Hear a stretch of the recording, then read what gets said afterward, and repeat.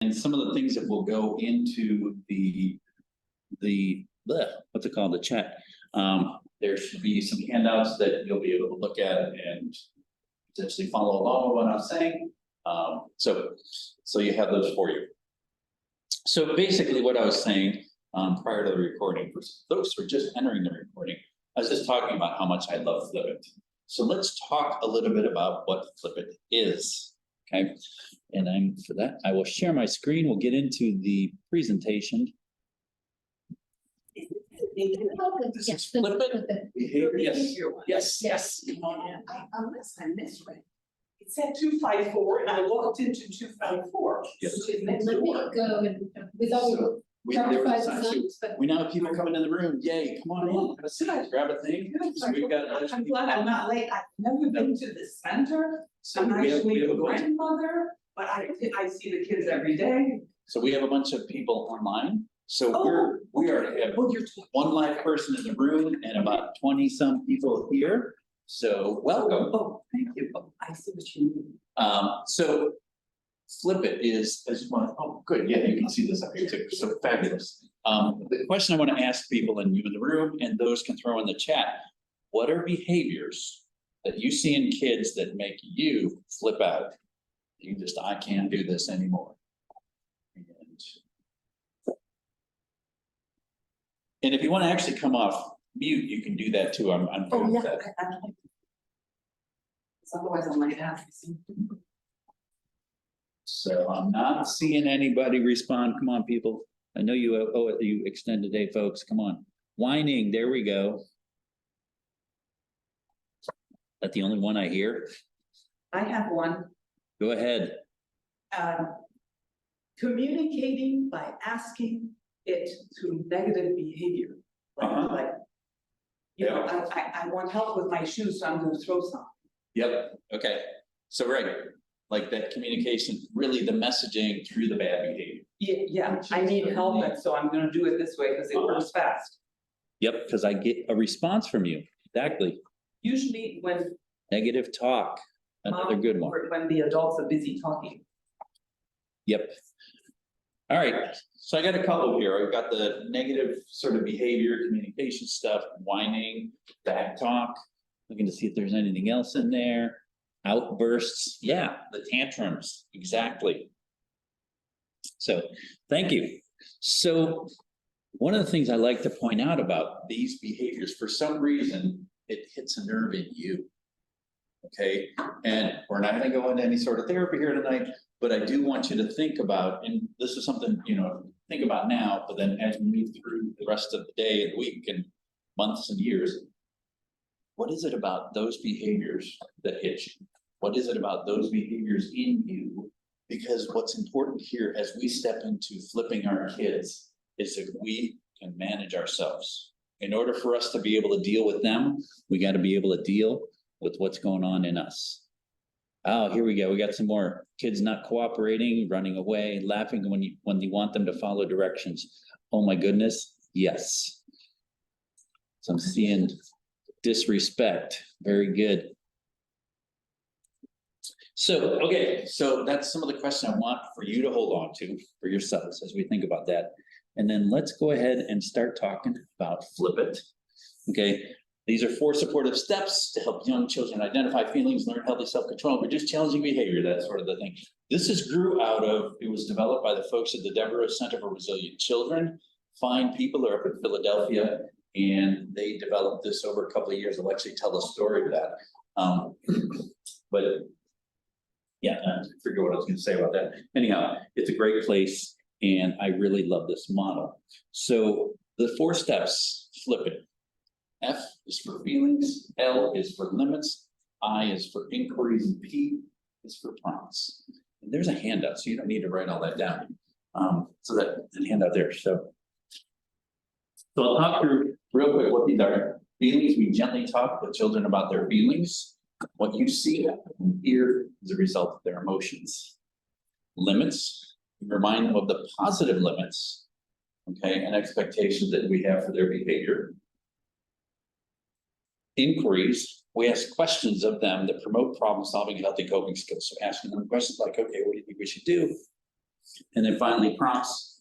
We provide prompts, cues, clues, suggestions of ways they can be. So all that really is in that packet there. Yeah, so you don't have to take pictures. Yep. You're wonderful.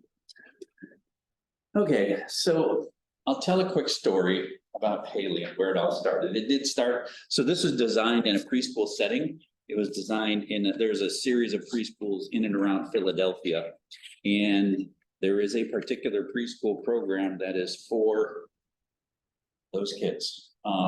And then we have some high schools like that here, but imagine for preschool. So this young child has been through a lot, abusive relationships, in and out of foster homes, multiple foster homes. So imagine, at 3 years old or so, having to deal with all of that. That's a great deal. So she came into this preschool program, a lot of anger, a lot of resentment, and a whole lot of mistrust of the adults in her world. So, and she would get hot and angry quick. And so over and over again, she would have explosions and blow up, and they would try and interact with her, and it would just get worse. So they came up with these 4 steps and just kept doing it with her over and over and over again. Starting by, I can see, Haley, that you're really upset right now. Okay, we keep each other safe, so that's the limit. What's going to help you calm down or feel safe or comfortable? And then a prompt. What if we do this? What if we do jumping jacks? What if we go for a walk? What if you sit next to me? So over months, they did this and worked at coming up with what are some things that would work for her. What they finally landed on was she was willing to let someone scratch her feet with a back scratcher. So imagine this child, she was only comfortable with touching the furthest part away from me on my body, my feet, with something that's about 18 to 20 inches long, a back scratcher. So no contact, don't touch me, don't get close to me, but you can do that.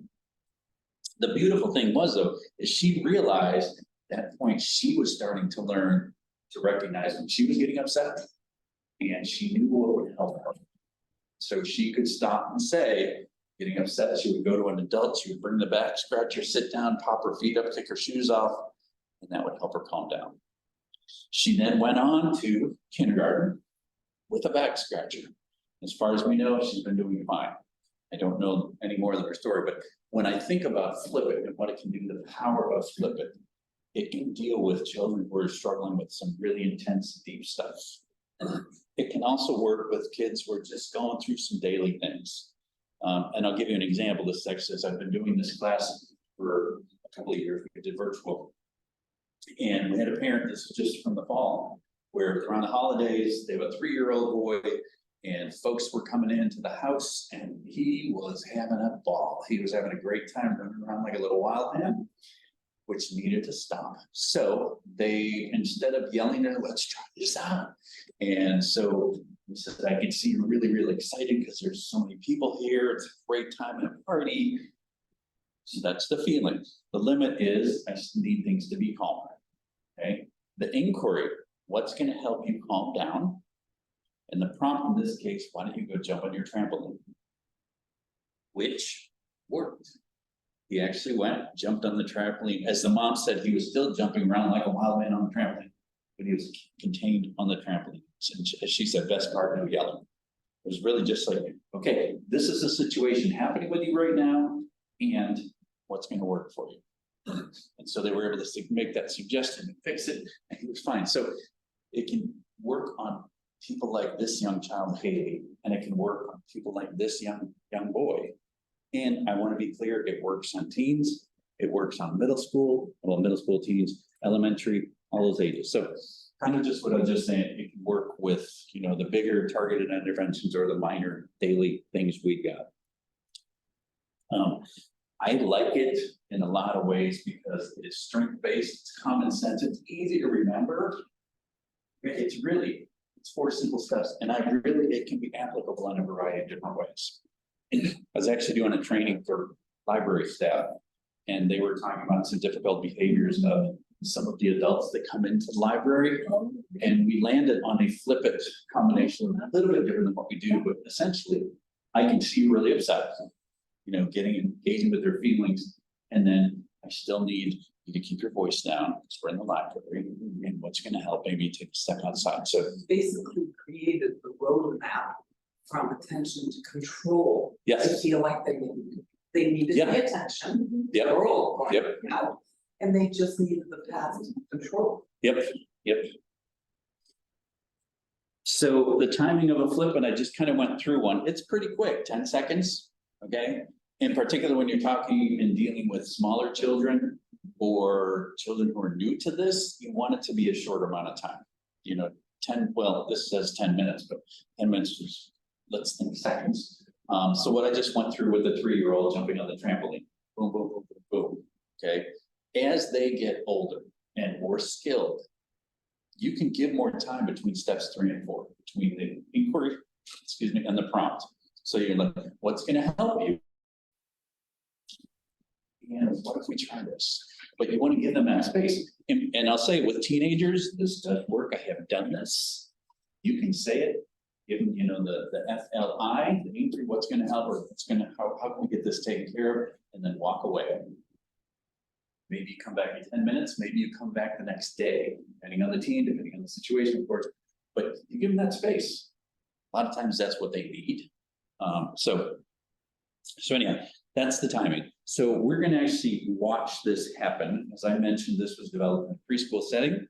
So we're going to take a look at this. As you're watching, I'll invite you to think about, what do you see happening? What is the teacher doing? How do the steps go? Okay, what do you notice? And I will point out one small error that she makes, but. Hello, and welcome to a short introduction to Flip It, 4 supportive steps to help young children identify their feelings, learn healthy self-control, and reduce challenging behaviors. It's okay to be angry, but you can't go on I know. No, make others your hate to hurt a friend. To be clear, he didn't lose his turn ended. These steps include exploring feelings with children so we can all better understand what is motivating the challenging behavior or what's underneath it. And then after feelings, setting limits so that children know that even though they are allowed to have these feelings, that we expect them to be safe and kind. It's okay to be angry, but you can't go on I know. It's okay to be angry, but you can't go on I know.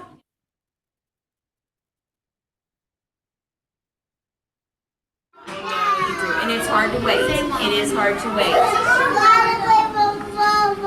I know it doesn't seem like a long time, but look at my watch. Look at my watch. It has been a long time. It doesn't seem like a long time because you were enjoying it. I know. You do. But you had your turn, and at our school we have to take turns. Once children understand their feelings and the limits around them, they need help thinking through a solution. Inquiries are open-ended questions to help a child begin to problem solve. If a child is struggling coming up with a solution, we can offer prompts. These are supportive hints, cues, and suggestions. I would like to work with you today. Would you like to work with me? Can I put you, do you want to see me put your name on the list for this afternoon?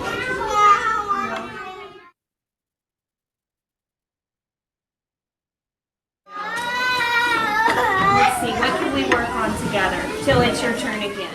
Okay. Would you like to read a story? Would you like to draw a picture on, put your work away? I know what we could do. So you want to go draw together like we did yesterday? I know what we could do. So you want to go draw together like we did yesterday? Do you want to go draw our airplane and we can cut it out and glue it and make it fly? Would you like to do that? Look up here. Let's take a deep breath. Okay.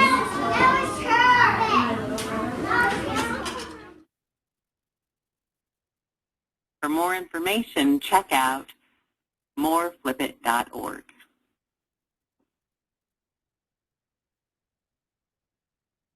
Here's what you're gonna say about what's the mistake. Oops. So people are curious about what the mistake is. That's funny, you said that. Yep, it's a minor thing, but before we do that, I would like to see, what things did you see in there? What happened? How did that teacher handle it? What are things you saw that she had to do? But she put all these things into practice. She acknowledged the child, his existence, and his feelings. I mean, people just need to know they're there. Yeah. And that their feelings are valid. Mhm. And So what is that feeling? thank you, and I appreciate the way you said that, that they feel validated, and the words I like to use, that they feel seen and heard. Okay, and we adults often think like, well, I said what, and I just, but they're seen and heard because I see them and I hear them. Like, no, do they feel seen and heard? And if they don't, then we need to do something different. Okay, so absolutely, she was validating that. She stayed with him. All right, she also had incredible patience. That's one of the first people who was like, oh my God, the patience she has, that kid. Healthy too. Yep. I'm very comfortable with that. Yeah. Some people are more like, Yeah, I can see you're angry, but brought it it's in. very different. And I'll bring that up a little bit later, because that's a really good point. There's a difference between sort of like, I can see you're angry and really being with them in their anger. So the other thing is, it took how many tries, like 3 prompts to get to an answer. So she was there and stuck with him. So the error is use the but. Okay, and one of the things about this, when you're going from feelings to limits, acknowledge feelings like, I'm here with you, I understand, and you can't throw our toys. So what I find interesting is when they did the words on the screen, they didn't put that part in there. They just had that, you can't throw our toys. And Michael Tahid from the chat says she also showed in time that there was still something left. Mm-hmm. Thank you. Yeah, feel free, please. Feel free to join by sharing your comments in the chat, or you can raise your hand and we'll just, and unmute yourself, and so you'll feel a little bit more interactive. We wish you were all here with us in the room, but we're glad you're all here. Something's happened here that So, yeah. I can still hear you. Yeah. But she's patient, very great with him coming with a solution. Yes, that patience was a big thing, and sticking with it, until they came up with a solution. Absolutely. And that's what I want you to think about now, is how can you be like that teacher? What is it going to take for you to be able to be in that space? And so let's take a moment and think, because I appreciate you were making some gestures. What is your name? Cynthia. Cynthia. So Cynthia in the room here was making some gestures, sort of like enveloping, like I'm doing this like you can actually see me. Let me do this. I'll just come off and then we'll go back on. I'm talking about the physicality of Yeah. technology. Yeah, she was in that space with him. She was on his level. She was down with him and really being with him. So I'll ask if people understand or have heard the term co-regulation. It was new to me. I just learned this not too long ago, actually. And what it really amounts to is us. So regulation comes from speaking to emotional regulation. Okay, we have big feelings. Things happen to us, which happens all the time to us as human beings. Stuff, and we have a hard time getting it together because it's just too much, or we don't have that much in us to be able to manage whatever. Okay, so regulation is us being able to manage our emotions, and the same with children being able to manage their emotions. Co-regulation means joining them in that space to help.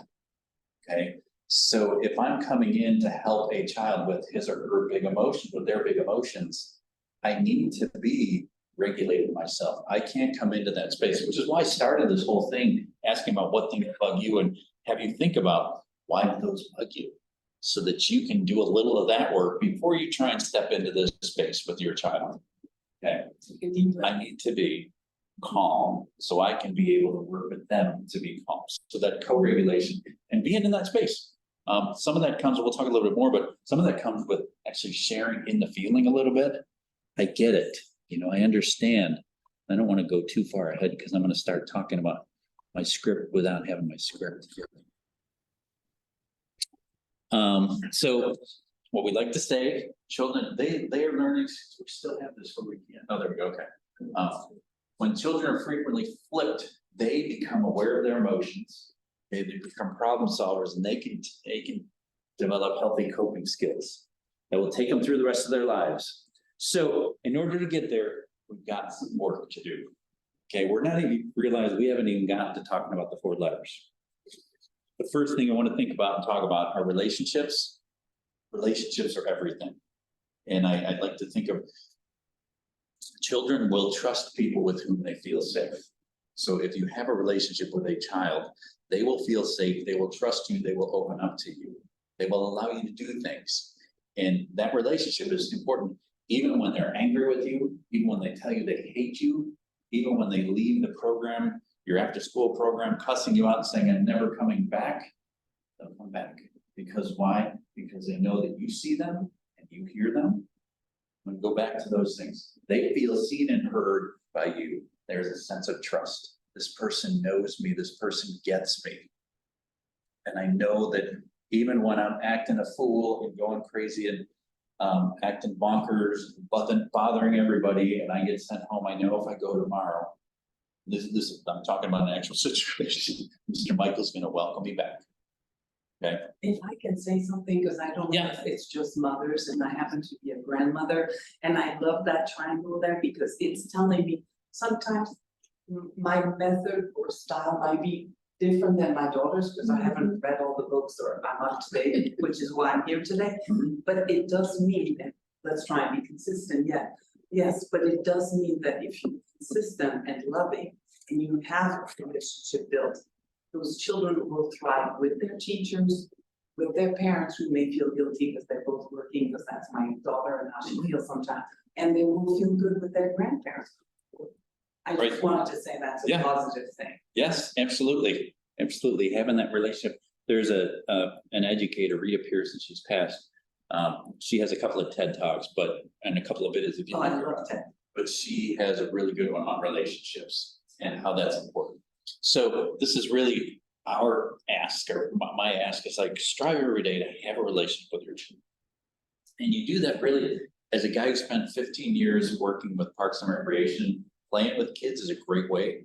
It's a great equalizer. When you can get down on the ground and get dirty and do whatever they're doing. But the other things are, can't always do that. And just listening, hearing them, again, things that they feel seen and heard, and then respect and caring. So really try to build those relationships with our kids. The other thing is empathy. Being able to understand, and empathy, the ability to see and feel from another person's perspective. Okay, really what's important about empathy, and I'll go into here. Well, yes, it's good. Kids learn from us. All right. We'll actually, I'm going to show a little video about empathy, and I'm going to ask people to observe and see if I can make this work this time. What empathy you may have seen in this video. Okay. Yes, I got it to go.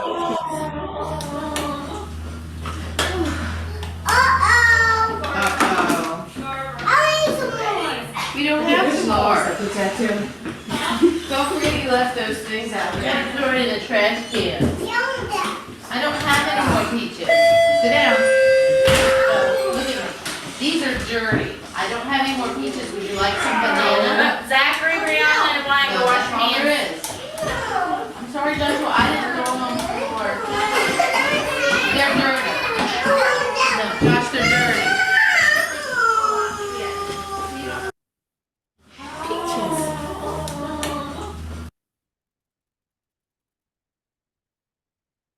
So, I don't know if you could hear very well. Did anyone hear any expression of empathy from the adult in that room?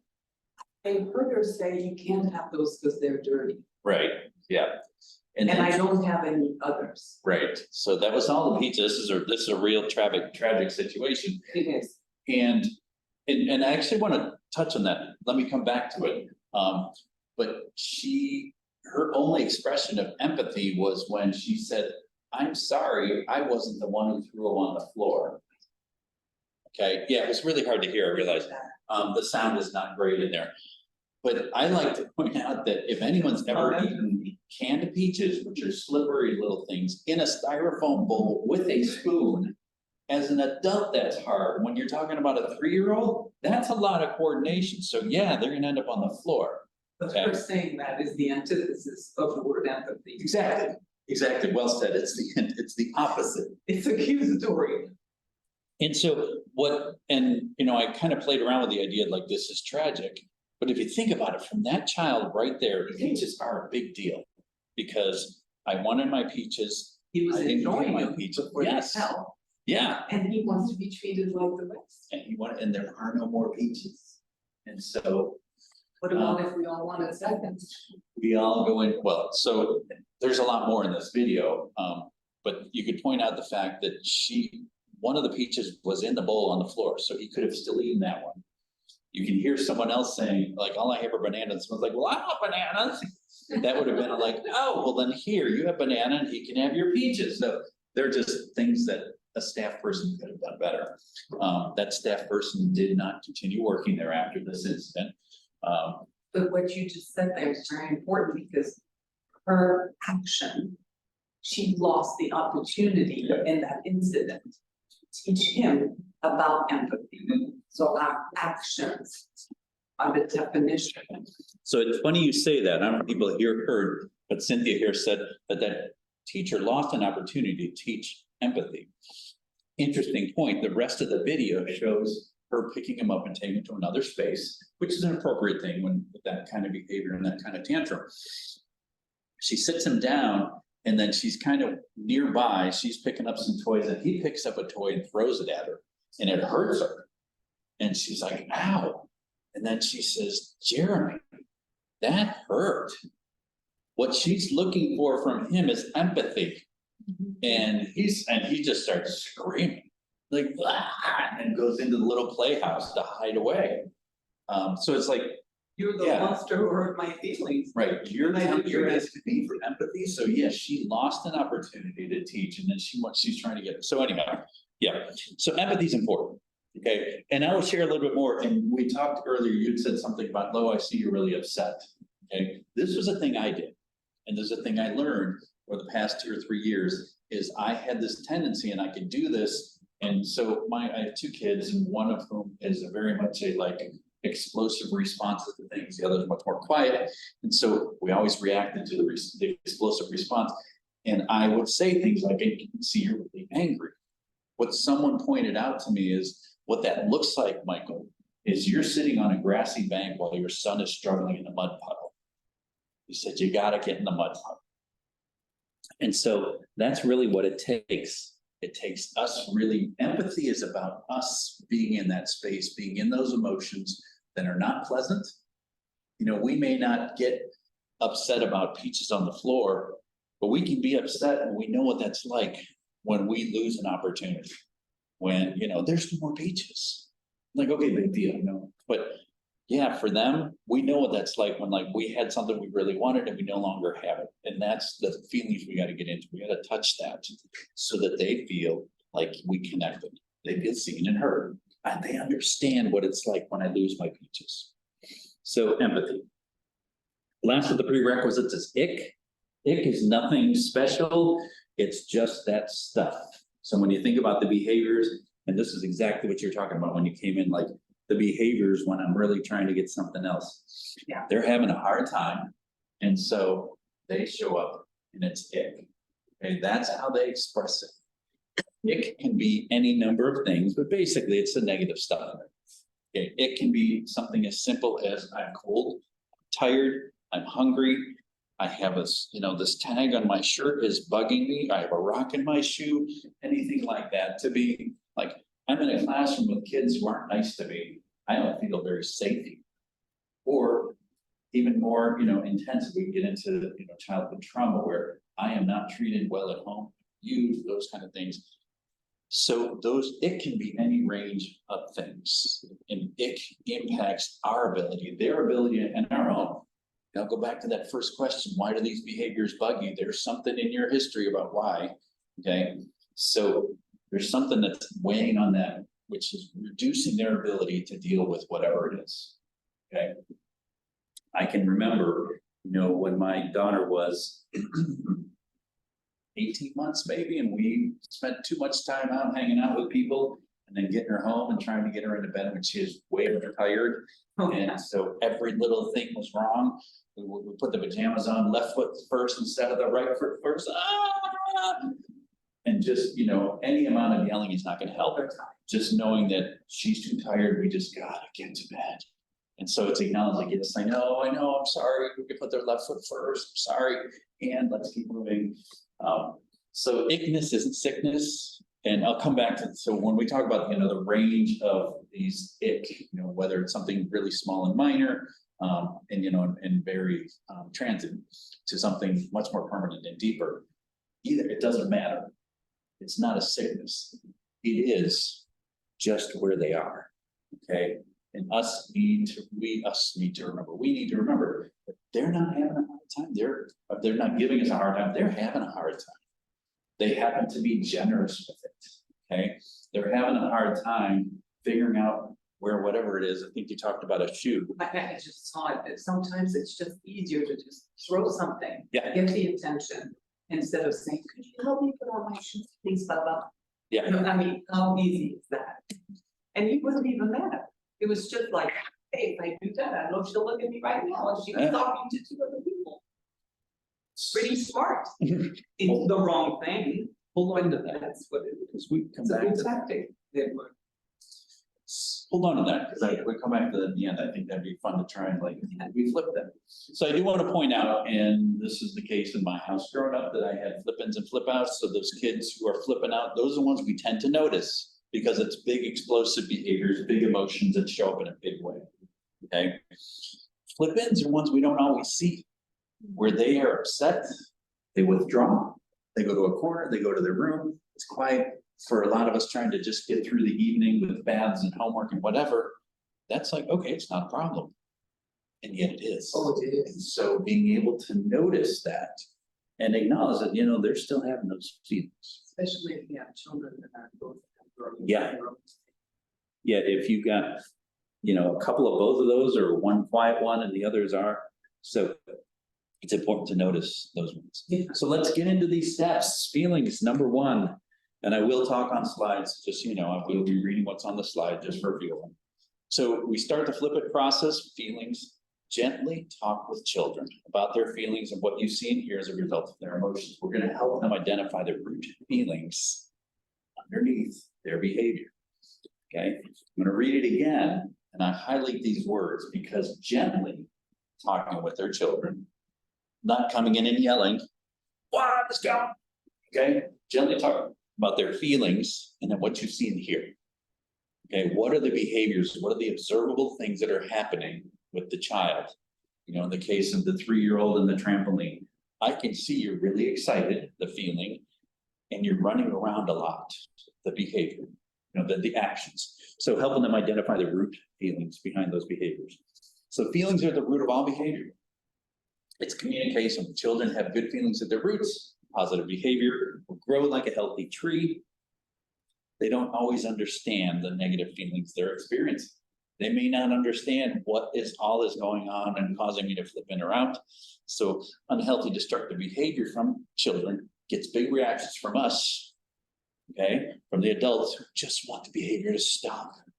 Just stop. And sometimes that's where we are. Well, because we're tired. Yes. Stressed. And we're humans, yes. Yeah. So if we address the behavior without addressing the root feelings, the ick's gonna keep growing. It's gonna still be there. We can maybe deal with it in the moment. We've stopped the behavior, awesome. But if we haven't dealt with what's going on here, it's gonna come back, okay? Negative behavior will reoccur. So instead, gently talk with children about their feelings, what we see and hear, what are the observable behaviors. As a result, getting to that root cause of the behavior will lessen the ick, because they'll feel like, okay, you heard, you get it. Okay, support their ability to identify their emotions. They need to know what they're feeling before we can ask them to control it, especially as they're younger and even teenagers. And I will say, goodness gracious, many adults we don't necessarily know why we're feeling what we're. I actually say that to the children all the time, I said, as adults, we're still working on this. Yeah, It's just takes strength and willpower. Sometimes we're all tired. and some time and reflection too. That's what I'm needing to do, is just like, oh, I'm feeling something. So really, behaviors are feelings to be understood. It's up to us to figure out what that is, do a little detective work, but really start by just saying, something's not working. I get it. Something is not going well for you, and I'm sorry. So things I like to point out, we use the word feelings because it works well for FLIP flip, but we're also talking about sensations and thoughts. Sensations would be things like being cold or tired or hungry, okay? Technically not an emotion or feeling. Or thoughts. I'm no good. I'm stupid. I can't do this. Nobody loves me. Okay, those are all in, varying degrees. Some of those words and some of those thoughts are inside of us. So when we talk about it can be any or all of that, or combination. So what I like to do is this layering as we look at the emotions, those feelings, thoughts, sensations, and then we actually see, this is what we see. We see the screaming child, we see the rolling eyes, we see the sullen teen, we see the crying baby. Okay, that's what we see. When we peel it back, that's what's going on. So that's some of the work we have to do, is get through and around and past that and get to where they are. So when we're doing feelings, we sometimes flop, we don't always get it right. And one of those ways we get it not right is when we ask why. Okay. I will say there's a couple reasons why this is a problem. Okay, one of those is, if you think about kids who don't have a fully developed prefrontal cortex, they don't have a reason why sometimes. Sometimes it's just, it was fun, it looked like a good thing to do, Why did you get in the car and drive to Jersey and back last night? Because maybe it was fun. So they may not have a reason. And okay. The other is, there are times when there is no right answer. Why did you smack your sibling? Well, because of this. Oh, all right, then that's okay to smack your sibling. No, okay, there's no good reason to smack your sibling. So knowing why they smacked their sibling really doesn't get us in. Okay, there may be times and opportunities to discuss a little bit further. If you really do need to get into it, I would say after the moment when the emotions are calmer, help me understand. If you really need to ask a question, make it a what question. Start with what. What was going on? What were you feeling? What happened? What was the thinking? Where were you? What was your decision-making process? So another thing about why is there's just a judgmental quality to it, at least for us here in English. I'm like, why are you doing that? Has anyone ever had that question thrown at them? Why are you doing that? They look at you and what you're hearing really is, why are you such an idiot? Why are you so dumb? Maybe that's just me that hears it that way, but anyhow, there's the why. What, and it's a lot of times we all say, why are you doing that? When really what we want is, stop doing it. So don't ask the question, just like, stop doing that. The only time I would say why is a good thing. It's because a lot of my So family. if you talk, go ahead and talk louder. Oh, the only time I would say that why is a good thing, and you can all chuckle. But most of my family are engineers, and my grandkids are always interested, and I'm sure there's other children out there. Why does this work? And you start explaining something, well, why? And he goes, and you hear what they have to say. So I totally agree with what you just said. I was just in jest. Yeah. That's the word why is actually a wonderful inquiry thing, for children to go down the path and their Yes. creativity, building, whatever, but certainly not in the realm of emotions. Yeah, no, you're absolutely I just right. wanted to say why it's not a good. No, thank you, because, and that was actually gonna be the next on my script, but absolutely right, because those kind of questions are. I mean, you absolutely- want kids to ask. Exactly, yes.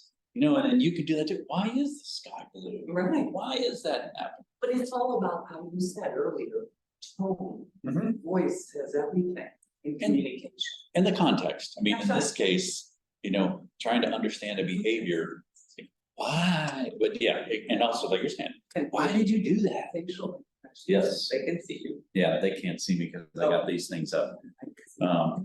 So the other flock that we do is when we focus, which is what our natural tendency is, we focus on the behavior and not the child's feelings. Okay, you know, and I will talk about, I've done these trainings and I've worked with people for many, many years. And I know a lot of people are really good at lipping kids. So LIP, like, this is not okay for you to do. What's gonna help you, you know, figure out like doing it differently? What if we do this? So they lip, LIP, limits, inquiries, prompts.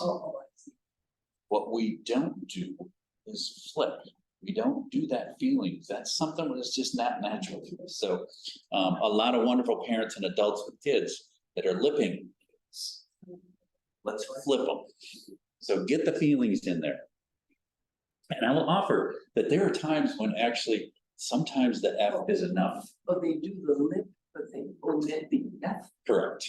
Yeah. But sometimes the feeling is enough. Sometimes that's all that they need. There may be a behavior going on, but there's something else going on under the behavior. And if we can touch them on that and really understand it, then all of a sudden we're in a whole different space with our child because they need us for something really deep or heavy. And we can be there in that space because we've gone with the F. So I like to jest around and play, you know, sometimes it's okay to F your kids. So just think about effing your kids. That's all right. Back to flop one, David suggested also avoiding saying, what were you thinking? Yes, And now, like, what were you thinking? I'm guessing David that. yes, thank you for that clarification of the what question. You know, what were you thinking? There was a great Washington Post ad from like 20 years ago when the employment section was still in the newspaper, we read newspapers. And it's this guy who's like in the camera and is like, the network's been down for over an hour. What were you thinking? Like, you did a good job. So yeah, absolutely beautiful. Thank you for bringing that up. Yeah, there are still, you can still make what questions sound really bad. All right, so just some text or some script so that you have, and this is one of those handouts that should be out there, but there are different ways of doing this, and you've got some of that on your handout as well. So there are different ways to ask this question, but you'll notice there's two parts to this. Okay, first is what you observe happening, okay? And then the other is, I wonder if, or I think maybe it looks like maybe you're feeling X. Okay, I'll show you a picture here in a second. But there's different ways of doing it, different words. What I like to tell people is please make this yours, the art of the flip. You've got your words, you've got your style. I tend to be a little bit sarcastic and silly or goofy. And so that's generally the way that I go at it. So we've got these, I do love that these are just, there's some basic ones that are kind of like, make these your go-to, okay? I see you doing this. I wonder if you're feeling that. And let's try this picture here. So we've got a small child, as you can see in there, I see you're breaking up the crayons, your fists are clenched really tight, your face is scrunched up. I think you're really feeling angry right now. So that's a real simple, I can see this with her, I wonder if you're feeling angry, okay? That's an F. We can stop there because we'll come back to her, okay? Additional resources, so. All right, next step. Look at my time, where are we on time? We're good, 8:17. Oh yeah, we're good, all right, awesome. So next step is limits, the L. So we'll remind the child of the positive limits and expectations. So we've done the feeling, we know where they are, we understand, they understand what they're feeling. And then we say, and we need, remember, no buts. And what my expectations are. Loving and simple limits help surround a child with a sense of consistency, safety, and trust. I like to point out, and much of my work has been with teenagers, and I absolutely love that age. One of the things that are interesting with teenagers is their brains develop in such a way, their brains are actually developing at a rate on par with an infant. It's just a different sort of development. They are understanding the world in a way that they didn't before. And their bodies are doing things that they didn't do before. So they're in such a weird space. And so much is changing that when they push up against us as the adults, they are looking for something that's not changing. And so if it's a parent who is saying, no, this still is going to be this way, okay? That's actually some assurance. As much as it doesn't look or sound like it when they say that, I hate you, they just know they're still there. My parent is still holding firm. These adults are still holding firm. So those limits are important. Good to know, that's our next step. Yes. So I have a couple rules about limits, rules about rules, okay? We want them to be positively worded, okay? And I'll say a little bit more about that, but keep them simple, based on familiar rules. These are things, and what you see up here are really ones that we use a lot in after school programs, wonderful in a home too. But you know, we keep ourselves safe, we keep each other safe, we keep our things safe. We use gentle touches, kind words, we listen with eyes and ears. Okay, so they're descriptive, they're telling me what I need to do. Okay, stated without a but, we talked about that already. Our wonderful teacher did all these wonderful things, one small thing. So, because when we say but, if we've established this connection with our child through recognizing their feelings, then we say but, it's kind of like throws everything away that we just did. So, it's also important to review during non-challenging moments. You know, have some conversation about what's expected. You know, we talked about this when we do after school programs where we're about to go out to the playground. Here's our expectations as we walk through the hall and all that sort of, with our own kids, you know, we're going to our grandma's house. Remember, these are the rules at grandma's house. We're getting in the car. This is what we do while we're in the car. So those kind of things, we're just reminding them, hey, this is what we're doing. My kids used to, they finally asked me to stop and then go over to a friend's house. It was like, please, thank you, and how can I help? Those are what I ask them when they go over to visit somebody else. Okay. I know, you don't. How many? Can I do that? Not many. I don't know. It's very kind that you do that. But I don't know how often my kids actually did it. The thing is about consistency and repetition. Yes, yeah. If you just do it when you feel like it, it's not gonna do anything. So, you know what, I want to come back to this because I forgot. I want to say a little bit more about the positively worded part of this, okay? And I've had many conversations with parents where you really want to tell kids what you want to do. If what you're saying is a no, don't, or a stop in it, you need to rewrite it. You need to come up with a different way of saying it. And use examples of a child running down the hall. We want them to do what? We want them to down or walk, right? Good, yeah, so generally it's like, stop running, stop doing this, no kidding. So what is it we want them to do? You know, with something like hitting, keep your hands to yourself. Work that out peacefully, okay? So really, and I had some parents struggle with, well, I want them to stop yelling. Okay, yes, well, what do you want them to do? I want them to stop yelling. No, what do you want them to do? What's the positive? Right, the positive, exactly. I want you to use an inside voice. I want you to whisper. I want you to, so being able to come up with, what is it I really want my child to do?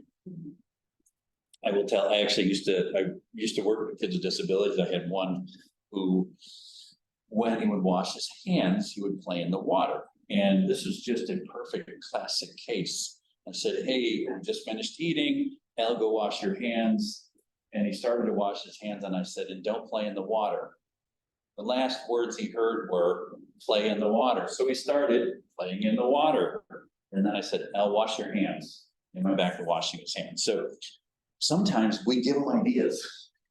We tell them not to do something like, oh, I didn't think about playing in the water this time. So, all right, just some script, some possible ways of saying things. So we've got the feeling, really looks like you're feeling angry. We keep each other safe. So those are the limits, okay? Notice this one. This one is your body's getting antsy. Are you feeling nervous? It's okay to feel nervous. All right, it may not sound like a limit. It is in this case. There may not be a behavior I need to fix, but it can be just reassuring. It's okay to feel nervous. It's normal to feel that way. That's okay. I'm so sorry you're feeling so angry, upset, frustrated. I get to you're excited about our visitor and we're running around the room. Our rule is to sit in a circle. So these are just some more scripts and those little things, the sticky notes. So in our house, our rule is that so that's a simple, quick and easy go-to. So we come back to our little person here who's having a hard time. I see your face scrunched up. I wonder if you're feeling angry or upset. You take care of our crayons. We keep our crayons in one piece. So I didn't say we don't break our crayons. We keep our crayons in one place. We take care of our crayons, things like that. All right, next step, inquiries. Inquiries. So a fabulous thing about this step is the first two steps, feelings and limits, really all about sort of the child and things we want for them. Okay, I'm acknowledging your feelings, these are the limits. At this point, we're handing off to them. Okay, when we think back on Haley, what they were trying to develop in her is her own coping mechanisms. And so this is the step where we're starting to hand it to them. What's gonna help? Okay, so asking them questions that promote problem solving and healthy coping skills. We encourage them to think of solutions on their own. And we do that by open-ended questions. Yes. That can't be said loudly enough on this window here with big words, okay? And open-ended questions are ones where we can open this up. We had a group earlier who were from Encore Stage and Studio, and so this is sort of the land of improvisation, right? Open-ended questions, what can happen next? So when you think about different types of questions, you got, what are you supposed to use when you eat? Okay, that's an open-ended question. And then, do you want to use a fork? That is what we would call a leading question. So a leading question is one where I'm giving you the answer. Okay, those aren't ones we want because we're trying to generate their ability to open up and think about it. So what do you use when you eat? In that case, it could be a spoon. You know, it could be something else. I don't know what else, but. Now, I have a question for you. It seems that a lot of parents today like to give a lot of choices. And I'm good for that. And I'm just curious whether if a child has his mac and cheese, like I had my grandson today, and I seriously just wanted him to pick. I didn't know what would be easiest for him. So I said, yeah, would you like a spoon? Should I have said, what would you like to eat it with? Or I happen to have said, would you like a fork or a spoon? That's okay, right? Yeah. But sometimes, you know, the choices is, well, would you like this for dinner? Would you like that for dinner? That I don't like to get involved too much because then there's, I kind of know what they like, but I don't want to cook 4 things. Yes. I mean, that's a little too open-ended. Yeah, so part of what you're talking about is a different thing. It's Yeah. outside of flip, Okay. which is a whole, and I could go on about that one. Yeah. But I do think, so, and we'll come back to this a little bit in the prompts. But yeah, I think, so in your case, I think you were fine doing what you're doing. It wasn't really behavior situation. It was just merely, It's just, there's 2 options for that mac and cheese. What do you want to use? right. So it's My sense would be like if somebody was eating with their hands or, you know, it's a way to have a question address the behavior. Right? Yeah, in fact, let's take that. So mac and cheese, I'm eating with my hands. Feeling would be, I'll bet that feels kind of fun to do that with your hands. I can get that texture. That'd be kind of interesting. And it certainly works. We use silverware, we use flatware in our house. There's the limit. What would you like to use? Okay. Yeah, I was wondering how much putting a choice belongs in an open-ended question. That's you answered my question. Yes. That's what I. And that's what I thought. you're moving us forward, Yeah, but it's that's okay. what I thought. That actually comes in the prompt. Yeah, okay. Good. That is one of the options. So yeah, coming back now, so another interesting thing about this step is I distinguish between 2 different types of things going on with kids. One is when they're dealing with feelings, the feelings are too big, the emotions are big. The other is when they're dealing with a situation that's just really challenging. It might be, you know, trying to get along with someone, it might be trying to work out a conflict, it could be trying to build a tower that's just not working, okay? And so I distinguish between feelings and issues. And in this case, so when you talk about feelings, you know, what would help you right now, that is the question I actually ask. In my home or the people around me, what would help you right now? Okay, you can also kind of say, what can I do that would be helpful? But something along those lines. Come up with your own words. Don't make this Michael's stuff. Make this Cynthia's, make this Kathleen's, make this whomever's, Gina's, okay? So these are the ones for feelings. And then similarly, when you're talking about issues, something that's hard for them to figure out how to do, you know, how do you think you can fix this? What could you do instead? Or how can we, and then just open it, how can we make this work? All right. So here we are again. We can see that she's feeling all these hard feelings, and that our rule is we take care of our crayons. And how can we get through this? Or in this case, I think in this case with her, it's the feelings that are big right now. Okay. She's not, it's not about dealing with the crayons. She's dealing with feelings that she's just not. So what would help you right now? What would help you right now? And now we get to prompts. And prompts are those creative cues, clues, and suggestions to help them with their problem solving. This is that place where we want to provide a little space between the inquiry and the prompt. When they are wondering, or we've identified and given them a question, what's going to help you? Depending on the child, depending on their skill level and how familiar. If you've been doing this for a while with kids, you can give them a little bit of pause. Take a moment. I've got the feeling to limit the inquiry. Count to 3. Do you think? Or, let them just, what do you think? Okay. But then we step in with a prompt.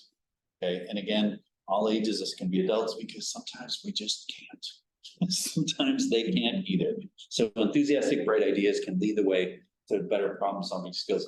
So again, Michael's style, the way I come at these generally is I might come up with something silly. Sometimes I will do a prompt that is just kind of outrageous, outlandish, goofy. It doesn't make any sense.